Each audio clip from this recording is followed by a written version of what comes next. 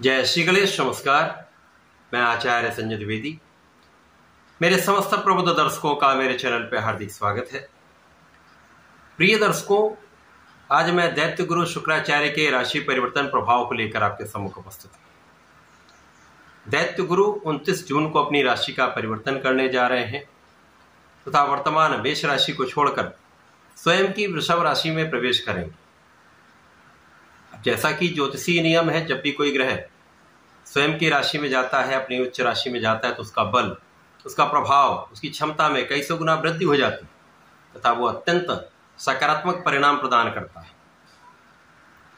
प्रिय दर्शकों, शुक्राचार्य दैत्य गुरु हैं, परंतु अत्यंत सौम्य ग्रह है, सर्वाधिक शुभता प्रदान करते हैं तथा इस भौतिक जगत के समस्त सुखों को शुक्राचार्य ही प्रदान करते हैं।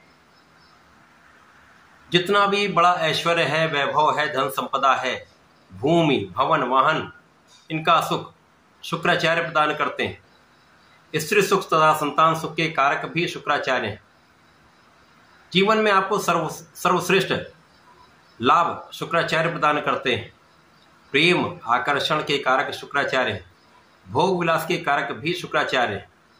इस प्रकार से महा लाभ देने वाले, सुखों की प्राप्ति कराने वाले शुक्राचार्य जब स्वयं की राशि में पहुंचेंगे तो यहाँ पर एक पंच महापुरुष राजयोग बनेगा, जो मालव्य योग कहलाता है। अब मालव्य योग शुक्राचार्य का पंच महापुरुष राजयोग है, जो शुक्राचार्य के कार्यकत्व को कई सौ गुना बढ़ाने वाला होता है तथा जो भी इनके कारक भाव हैं उनकी प्रबलता कई सौ गुना बढ़ जाए।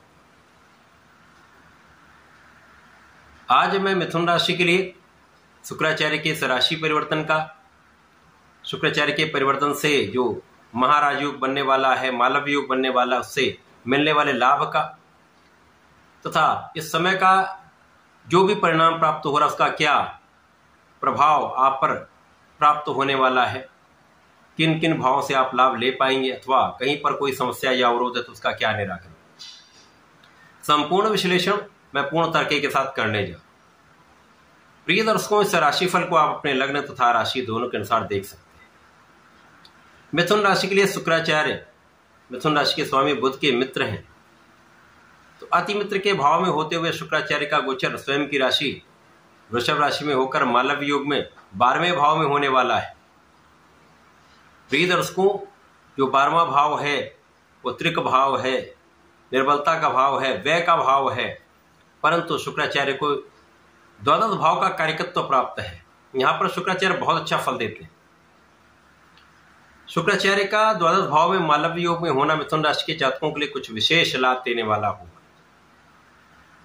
यहां पर जो जातक अपनी शिक्षा के लिए मातृ स्थान से दूर जाकर, घर से दूर जाकर शिक्षा प्राप्त करना चाह रहे हैं, ज्ञान लेना चाह रहे हैं, उच्च शिक्षा प्राप्त करना चाह रहे हैं, टेक्निकल एजुकेशन लेना चाह रहे हैं, उनका ये कार्य बनने वाला है।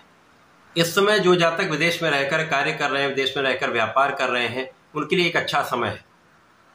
विशेष रूप से जो लोग कला जगत से संबंधित हैं, उनके अच्छे यहाँ पर कार्यक्रम हो सकते हैं। देश विदेश में कार्यक्रम का अवसर प्राप्त हो सकता है, तो बड़े अवसर, बड़ा धन लाभ कराने वाला हो, आपके ऐश्वर्य में भी वृद्धि करने वाला होगा, आपके मान सम्मान में भी वृद्धि करने वाला होगा।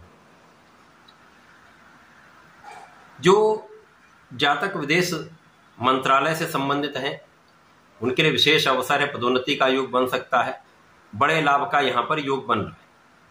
यहाँ पर कुछ व्यय बढ़ जाएंगे, परंतु अकारण व्यय करने से आपको बचना चाहिए। यद्यपि यहाँ पर कुछ व्यय आपके आध्यात्मिक यात्राओं में हो सकता है, तीर्थ यात्राओं में आपका कुछ व्यय हो सकता है, आध्यात्मिक अनुष्ठानों में आपका कुछ व्यय हो सकता है।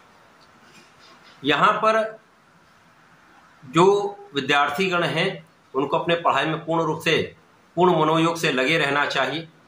यद्यपि यहाँ पर कोई बड़ी हानि का योग नहीं है, परंतु जरा सा भी मन का भटकाव आपके परिणामों में कमी ला सकता है।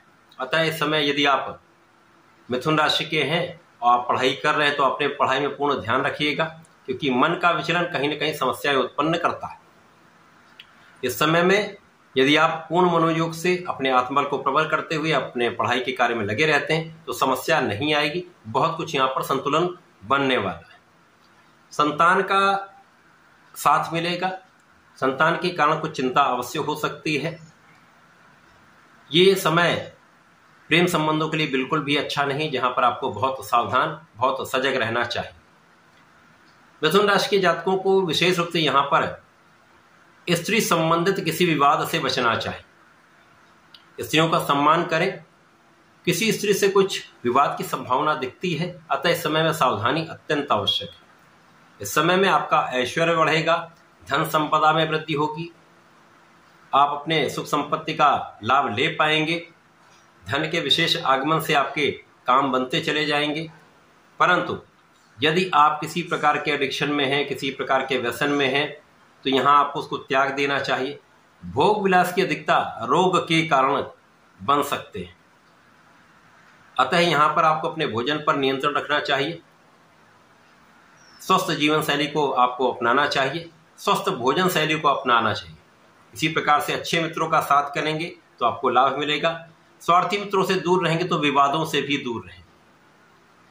बाकी इस समय में शिक्षा में आपको सफलता मिलेगी, आपके कार्य क्षेत्र में आपको आगे बढ़ने का अवसर मिलेगा, आपके व्यापार में विस्तार का अवसर मिलेगा। आप अपने जिस भी कार्य क्षेत्र में, वहां पर कार्य क्षेत्र में किसी प्रकार की कोई बड़ी समस्या नहीं है।